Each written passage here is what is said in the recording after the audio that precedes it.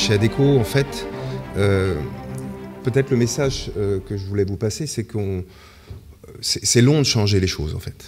C'est long de changer les comportements, c'est long de... ça demande du temps et si je reprends l'histoire des 32 ans en 4-5 dates, ça donne en 88 la création de la mission handicap, en 94 la première JVS, on appelle ça des JVS, Jeune Venture Sociale maintenant, à l'époque c'était je sais pas quoi, on inventait un truc. 99 le pôle de lutte contre les discriminations. En 2001 se posait la question de est-ce que l'addition d'actions socialement responsables, c'est une politique robuste de responsabilité sociale? Non. Et donc se posait la question des externalités négatives. Santé au travail, discrimination, précarité. Pas facile à dire pour un CEO précarité quand on est patron d'Adecco. Il faut assumer ce terme-là et pouvoir se dire est-ce que là où je suis, je peux agir contre la précarité. Au passage, j'ai eu 7 CEO. C'est pas mal aussi, ça. Ça permet de voir qu'il y a des différences. Je suis très aligné avec celui qui est là. 2018, et ça a pris du temps, vous voyez, entre les deux, entre 2001, la politique de développement durable, et puis la réflexion sur la raison d'être du groupe, donc permettre à chacun de devenir acteur de sa vie, et la définition de la double performance économique et sociale comme stratégie de moyen terme. Et donc, à chaque comité de direction, maintenant, j'ai le même temps que le DAF pour, après les dashboards financiers, j'ai un temps équivalent pour communiquer, partager avec les autres membres du comité de direction la performance sociale du groupe, dont ils sont acteurs. Hein. Je ne fais que, comme la finance, leur montrer ce qu'il faut. Et puis vous venez de le dire, on s'est bien sûr posé la question de l'environnement et un engagement récent. J'ai déjà entamé sur 32 ans pas mal du temps. Aujourd'hui, qu'est-ce que ça donne, cette réflexion sur les externalités négatives? On a consulté nos parties prenantes, 14 000, ça fait un peu de monde, et on en a tiré 5 éléments. La flexibilité responsable, j'en ai parlé. Former et accompagner, c'est 100 millions d'euros d'investissement pour former les intérimaires, c'est 3 fois plus en 2 ans. Une relation équitable, détenir l'emploi, c'est un pouvoir. Hein.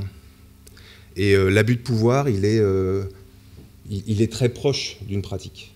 Et donc, comment on accompagne nos équipes à ne pas être dans l'abus de pouvoir? La diversité et l'inclusion, bien sûr, j'en parlerai après.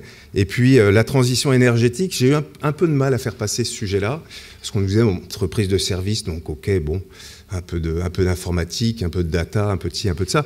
Bon, 130 000 personnes qui vont bosser tous les jours en scooter, en bagnole, et pas forcément les plus neuves, hein. Les intérimaires, c'est pas forcément ceux qui ont les voitures hybrides.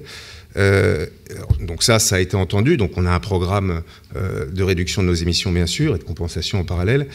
Carbone zéro 2030, ça c'est l'engagement du CEO au monde. C'est bien quand ils parlent, les CEO au monde, parce que du coup ça oblige les pays à agir.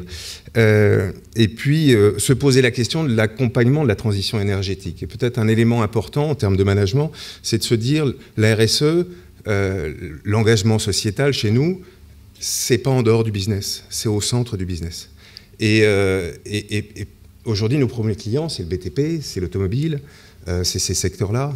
Est-ce qu'on va fabriquer demain les voitures de la même façon qu'aujourd'hui? Non. Est-ce qu'on va fabriquer les immeubles de la même façon demain qu'aujourd'hui? Non. Est-ce qu'aujourd'hui, il faut des échafaudeurs pour isoler par l'extérieur les immeubles? Oui. Et ça, c'est des nouveaux métiers. C'est des métiers pénuriques et sur lesquels on peut agir parce qu'on est une entreprise intermédiaire sur le marché de l'emploi. Il me reste 19 secondes pour... D'accord. Donc, la valeur au centre. La valeur au centre, et je vais vous parler de 3-4 innovations de façon très courte qui changent en fait notre modèle et notre position dans l'entreprise. 1, CDI intérimaire. Il y a 5 ans, il y avait 7000 permanents en CDI chez Adecco.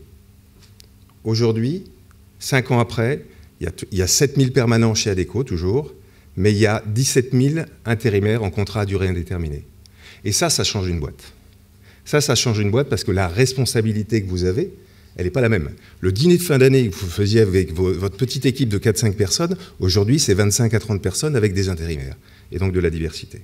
Premier changement majeur. Deuxième changement majeur, la culture managériale. Le thème de la séquence. On n'est pas manager comme ça, et donc on forme nos managers. On forme nos managers à un dispositif qu'on a inventé nous-mêmes, qu'on a appelé IFED, inspirer, faciliter, exiger et développer. Exiger, développer. Et puis, on les forme, mais on leur demande aussi de s'engager en mécénat de compétences. Ils ont tous droit à des jours de mécénat de compétences, s'ils le souhaitent, ils ne sont pas obligés. Il y en a qui sont obligés quand même. Les programmes talents, c'est-à-dire ceux en qui on a un grand espoir, eux, il faut qu'ils fassent. Autre élément qui change les comportements, c'est la formation au recrutement. On a créé un CFA du recrutement. Je ne sais pas qui recrute ici. Vous avez tous recruté. Qui a été formé au recrutement? Peu de gens ont été formés au recrutement.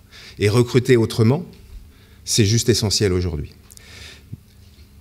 Deux derniers éléments peut-être d'innovation, c'est ce qu'on veut faire avec les entreprises. On se dit, quand je regarde les entreprises du SBF 120, leurs engagements de développement durable, de responsabilité sociale, c'est très ressemblant en fait aux nôtres. Et donc on va les voir, en dehors des appels d'offres, à un moment où c'est plus tranquille. Et on compare aujourd'hui nos engagements et on se dit, après tout, quand on bosse ensemble, pourquoi on ne met pas ensemble ces engagements en pratique ? Sur la diversité, sur la formation, sur la montée en compétences, sur le handicap, voilà, sur toutes ces thématiques-là. Dernier élément, donc ça s'appelle un pacte social. On va chercher avec ces entreprises un pacte social qui n'est pas un pacte commercial, qui est simplement un engagement réciproque qu'on anime ensemble. Dernier exemple, et c'est dommage parce qu'il aurait pu tenir les 6 minutes ou les 5 minutes, c'est le réseau ADECO Insertion. C'est aujourd'hui 85 agences en France qui ne s'appellent pas ADECO, qui salarient tous les jours 1500 personnes, 9000 personnes en parcours par an. C'est des structures d'insertion par l'activité économique. Ça utilise un véhicule qui est l'intérim. On a créé ça il y a 25 ans. C'est des structures commerciales à but non lucratif. Ça n'existe pas dans le droit français. Monsieur Roux de Bézieux est parti, c'est dommage, il y a un sujet là. Et donc, il n'y a aucune remontée de dividendes de ces structures depuis 25 ans. Tout est réinvesti dans le projet social. On embarque avec ce type de structure des projets de féminisation sur des métiers très masculins. On embarque à peu près 600 parcours de réfugiés par an, de personnes qu'on salarie, qu'on forme aux Français en langue étrangère et qu'on qualifie sur des métiers en tension et qu'on accompagne sur la partie logement. On crée, et puis je terminerai par là, on crée par exemple à Astin et à Marseille quelque chose qui s'appelle la main, le cœur, la tête. En France, vous apprenez les maths, vous aimez les maths, vous devenez ingénieur. Quand on fait de l'insertion, on fait, on aime et on devient. Les gens qu'on reçoit, on n'en connaît aucun qui sont motivés par le bâtiment. Aucun. Par contre, quand vous les mettez sur un chantier, vous leur faites confiance, ils ont confiance en eux et ils sont capables de se projeter. La main, le cœur, la tête. On a besoin de vous pour ça. Merci.